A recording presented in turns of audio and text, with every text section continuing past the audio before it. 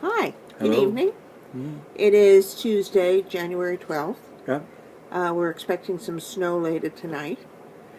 And as we said, this week we're doing a special composer, and the composer we're doing this week is Irving Berlin. Mm, And the song we're going to do tonight is one that Irving Berlin wrote in 1914 for a show, his first show, called Watch Your Step, and he did the words and music to it. The show ran for 175 performances at the New Amsterdam Theater in New York City.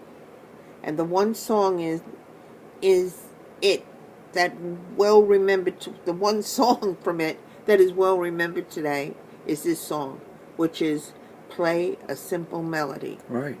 It was later, much later, 1954, used in a movie called "Play a Simple Melody," that starred, of all people, probably in a very small role, Marilyn Monroe.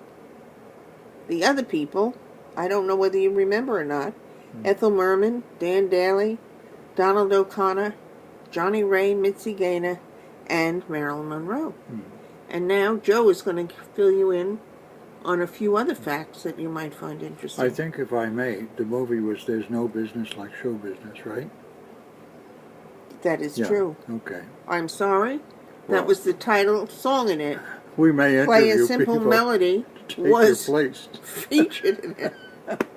I'm putting an ad in the senior bulletin tonight. Okay, Irving.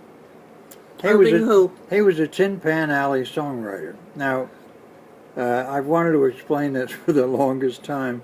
Tin Pan Alley was not, you'll make fun of me, was not so much an alley. It was a gathering of songwriters who were indies, okay, independent songwriters who would produce a song, try to sell it to a publisher, then it would get into the music stores where you had song pluggers, and you'd pick out your sheet of music, walk over to the pianist and say, "Would you play this for me?" And it would play a simple, right, and so on.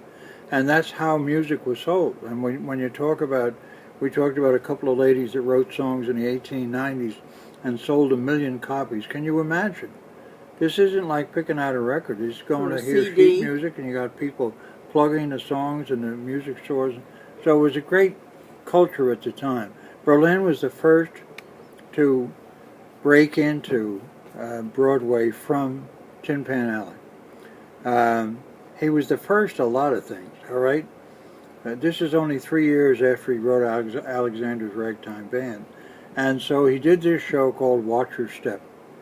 And there were a number of good things in it. This song, of course, but there was also an effort called Opera in Our Time.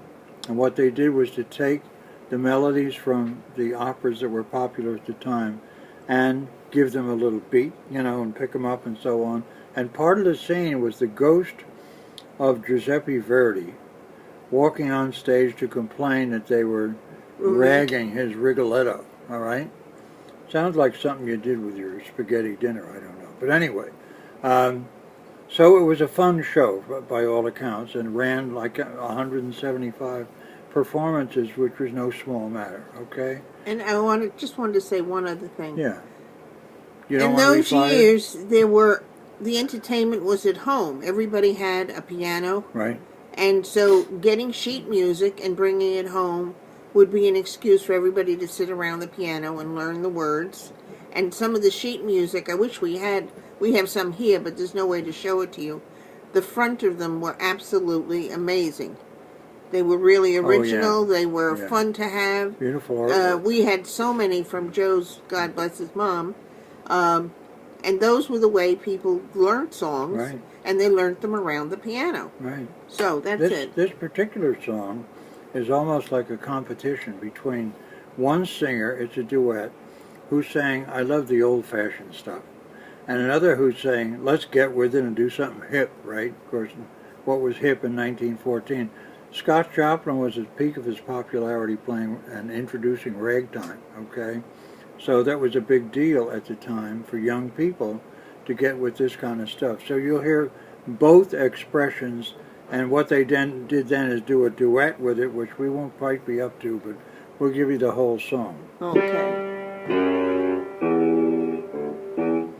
Won't you play some simple melody like my mother sang to me? One with a good old-fashioned harmony.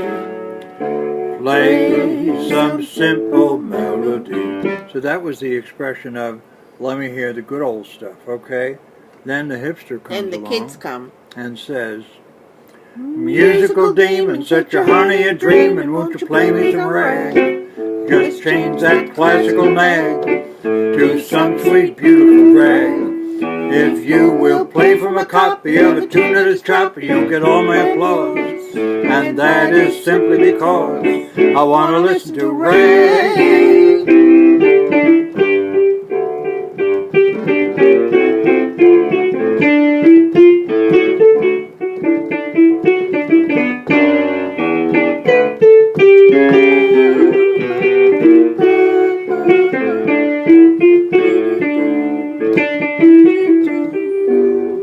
And then the big finish.